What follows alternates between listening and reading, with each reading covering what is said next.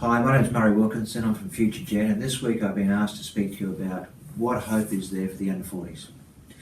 So this is a really interesting topic because I think we all realise that the situation's changed for many younger people now in terms of how they accumulate wealth. So what's the scenario? What are we actually looking at?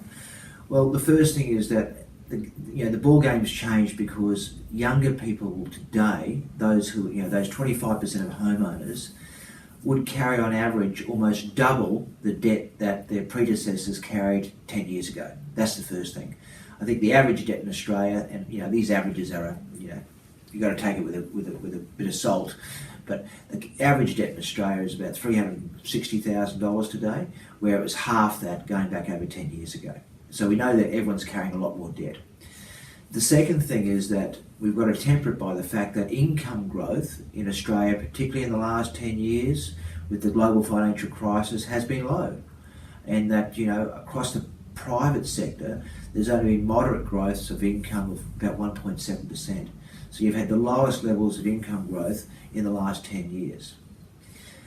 Take that into account that while we've got low interest rates, something else has come into the ballpark which has made things difficult too, and that's the Australian Prudential Regulation Authority. In the last 6 months, they've issued directions to banks that no longer should they be issuing interest-only loans. So in the past, younger people would essentially get into the market with an interest-only arrangement, borrow up to 100% of the actual amount that was involved, and they can get into the market somehow.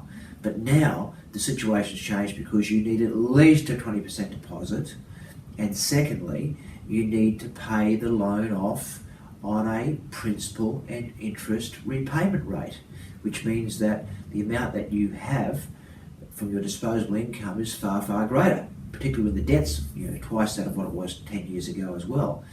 So all of these factors conspire to make getting ahead, home ownership, and what's associated with it far more difficult. So what's the way forward? Is there hope in this?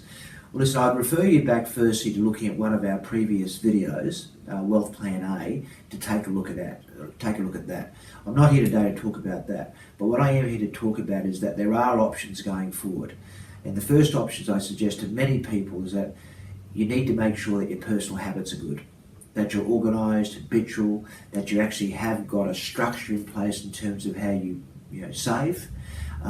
That's the first thing, and be habitual in terms of that structure.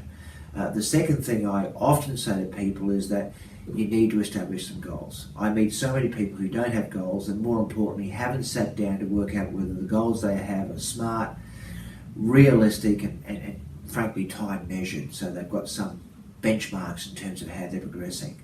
We obviously do that work with clients.